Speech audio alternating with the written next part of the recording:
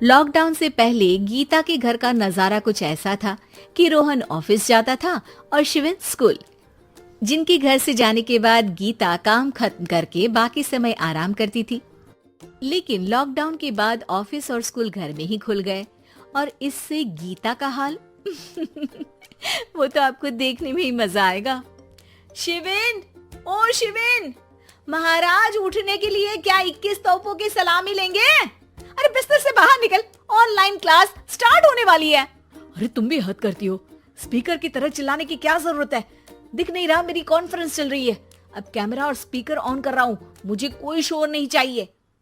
इस पर जैसे ही रोहन लैपटॉप का कैमरा और स्पीकर ऑन करता है तभी कुकर की सीटी बजती है। करा लो अब इसे चुप। लॉकडाउन नहीं हुआ, मेरी मौत का फरमान जारी हो गया। दोनों बाप बेटे ने नाक में दम किया हुआ है। ऐसा बोलकर गीता वहां से शिविन के कमरे में पहुंच जाती है, जहां शिविन अभी भी सो रहा होता है। ओ आलसी, अब अगर 5 मिनट में नहीं उठाना तो आज तेरा गेम और यूट्यूब कैंसिल। माँ की बात सुनकर शिविन बिना 1 मिनट गंवाए उठ खड़ा होता है। उठ गया, अभी नहाकर भी आता हूँ। ये नाटक कहीं और, मुंह पर गीला कपड़ा मार और पढ़ने बैठ। शिविन की ऑनलाइन क्लास स्टार्ट हो जाती है, जिस पर गीता उसे वहां बिठाकर रसोई में चली जाती है।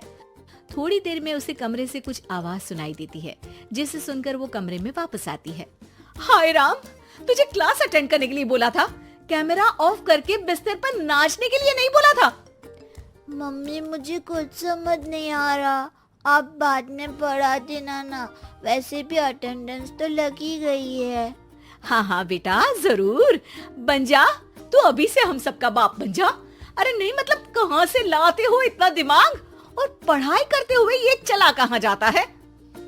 नाइस क्वेश्चन, दिमाग से पूछकर बता दूंगा।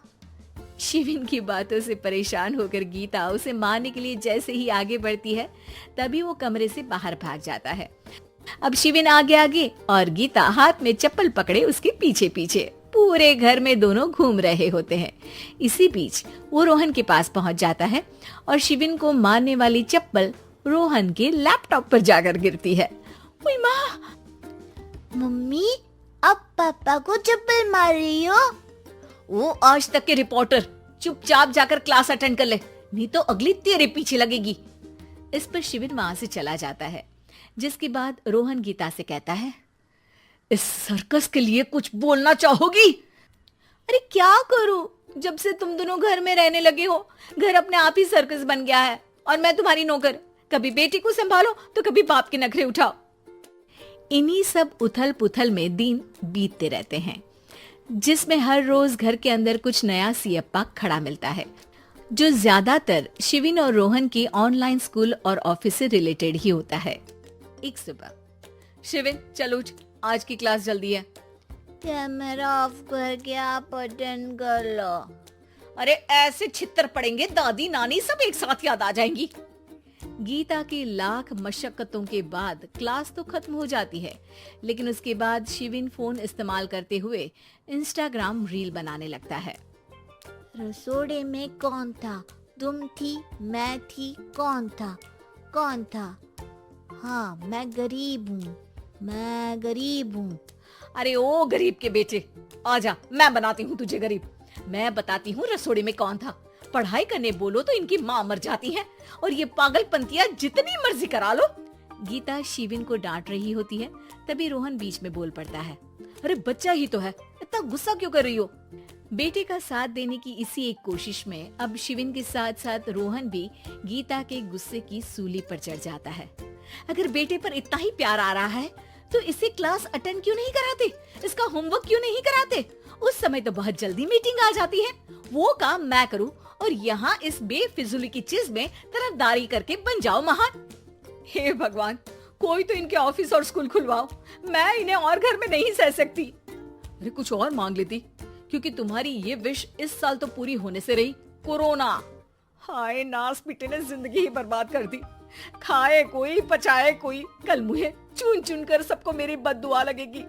उन्होंने दुनिया का और इन बाप बेटे दोनों ने मेरा जीना मुश्किल कर दिया। गीता वहां से चली जाती है, जिसके बाद रोहन शिविन से कहता है, अरे तुम्हारी मम्मी इतनी भड़की हुई क्यों है?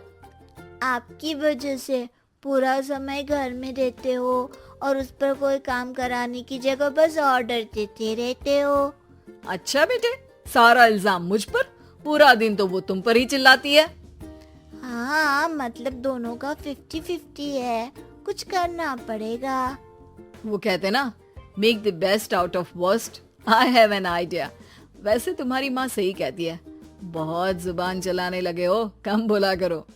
अगली सुबह रोहन और शिविन अपनी गलती को सुधारने के लिए गीता के उठने से पहले घर का आधा काम खत्म कर देते हैं, जिसे देखकर गीता खुश हो जाती है और फिर बाकी बचा काम वो तीनों मिलकर पूरा कर लेते हैं।